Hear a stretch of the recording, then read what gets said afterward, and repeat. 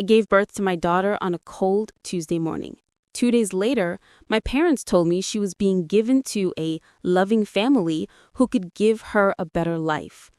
What they didn't tell me was that the loving family was my own younger sister. Is there anyone in your life that you wish you could get revenge on? Tell me in the comments who that person is and what they did. I'd really like to know your story. And please don't forget to like and subscribe so I can continue bringing you these stories. Your support helps me keep creating and sharing new content for you. My name is Ava Langford, and this is the story of how my own parents gave my baby to my sister and how that decision eventually destroyed them. I was 24 years old when I found out I was pregnant. The father was my ex-boyfriend who disappeared the moment I told him about the pregnancy. I was scared, alone, and financially struggling. I had just lost my job and was living in a small rented apartment. When I told my parents about the pregnancy, they were furious. My mother, Karen, especially lost her temper. "You've ruined your life, Ava," she said. "How are you going to raise a child? You can barely take care of yourself." My father, David, was calmer, but firm. "We think it's best if you give the baby up for adoption," he said. "It's the responsible thing to do. You're still young. You can start over." I was heartbroken. I didn't want to give up my baby. But my parents kept pressuring me every single day. They said I would destroy the child's future if I kept her.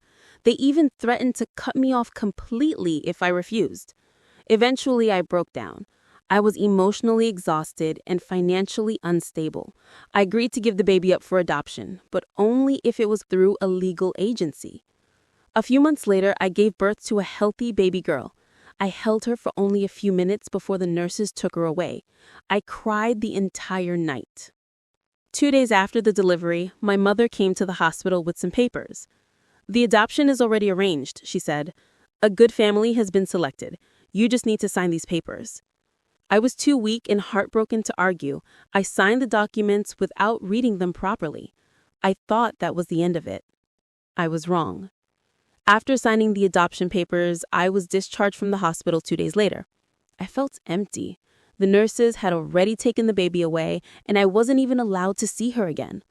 My mother, Karen, kept telling me that it was for the best and that I would eventually move on. I tried to believe her. For the next few weeks, I stayed at my parents' house because I had nowhere else to go. I was emotionally drained and physically weak. My mother took care of me, cooked for me, and kept repeating that I had made the right decision. My father, David, barely spoke to me. He would just look at me with a strange expression, somewhere between guilt and relief. My younger sister, Sophia, was also living with us at the time. She was 22 years old and had recently gotten engaged. She was unusually quiet during those days. She would avoid making eye contact with me and would quickly leave the room whenever I entered. I thought she was just uncomfortable because of the situation. I was wrong.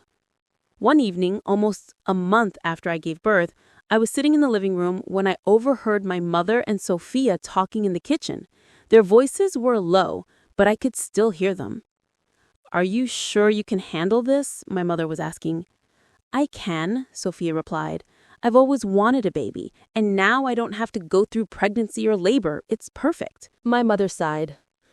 "Just make sure you don't tell anyone the truth. As far as everyone is concerned, this is your baby. Ava has already signed the papers. No one can prove anything." I felt my blood run cold.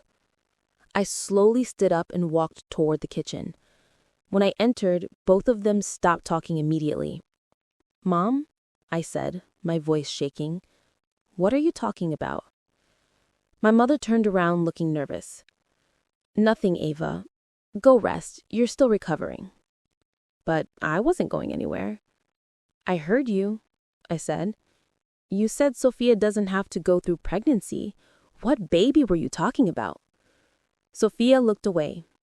My mother stayed silent for a few seconds before finally speaking. "Ava, the baby was adopted by a good family. That's all you need to know." I took a step forward. "Was it Sophia?" I asked directly. "Did you give my baby to her?"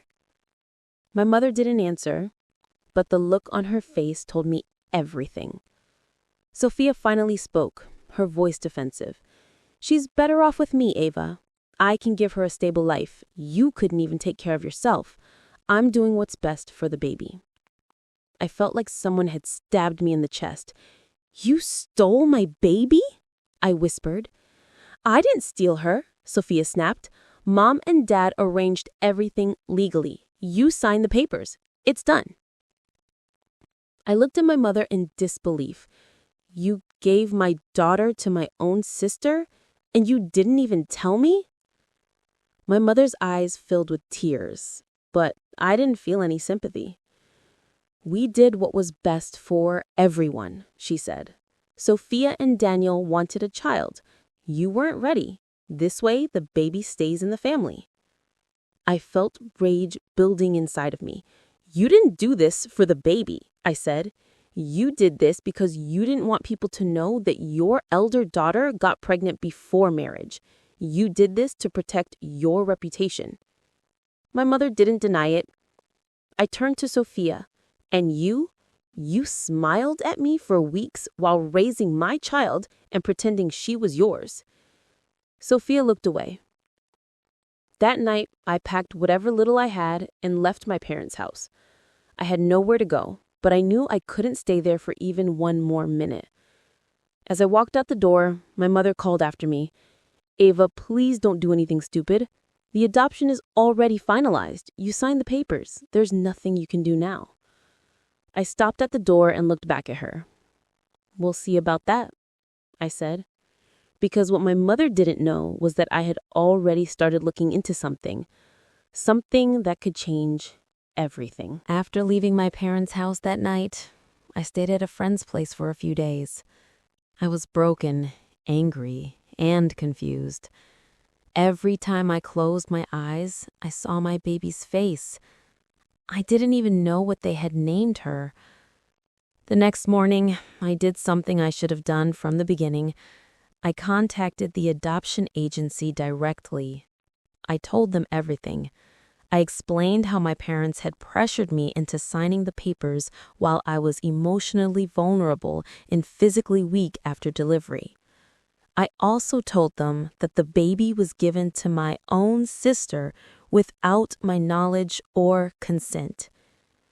The agency representative, Miss Rachel Thompson, listened carefully and asked me to come in with all the documents I had. 2 days later, I went to the adoption agency with every paper I could find: the original consent forms, hospital records, and the messages my mother had sent me pressuring me to sign. Miss Thompson reviewed everything and looked visibly disturbed. "Miss Langford," she said, "based on these documents and your statement, there are clear signs of coercion.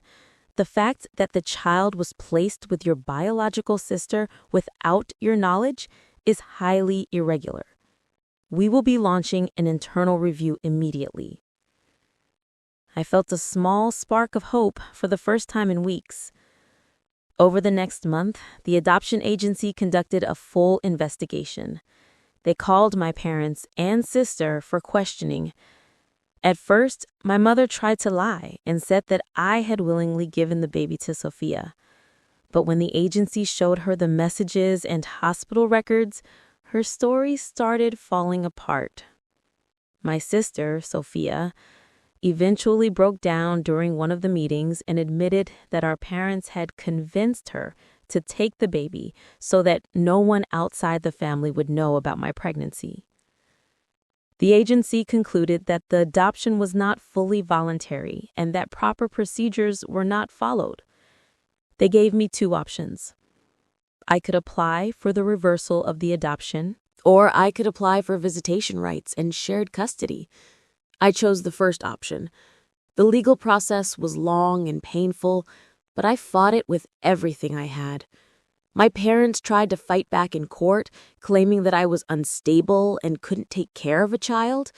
But the agency's investigation and my medical records after delivery worked in my favor. After 8 months of legal battle, the court ruled in my favor. The adoption was overturned on the grounds of coercion and procedural violations.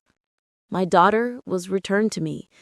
The day I held her in my arms again was the happiest and most emotional day of my life. I named her Lily, after my grandmother. My parents and sister tried to contact me multiple times after the court's decision, but I refused to meet them. My mother sent me long messages saying she did it for my own good and that she loved me. I never replied. As for Sophia, she tried to reach out once through a mutual friend saying she missed Lily. I told the friend to inform her that she had already made her choice when she took my child without my consent. Today, Lily is 2 years old. She's healthy, happy, and growing up in a peaceful environment. I work from home so I can spend maximum time with her. I've also started therapy to heal from the trauma my family caused. Looking back, I realized that my parents didn't just take my baby. They tried to take my choice, my voice, and my dignity. But in the end, they lost everything: their reputation, their relationship with me, and the respect of the people around them. I don't hate them anymore. I've reached a point where I simply don't care. Some people don't deserve a place in your life, no matter how closely related they are by blood. What I do know is this: no one has the right to decide what's best for you without your consent, not even your own family. And when people show you who they truly are, believe them the first time. Is there anyone in your life that you wish you could get revenge on? Tell me in the comments who that person is and what they did. I'd really like to know your story. And please don't forget to like and subscribe so I can continue bringing you these stories. Your support helps me keep creating and sharing new content for you.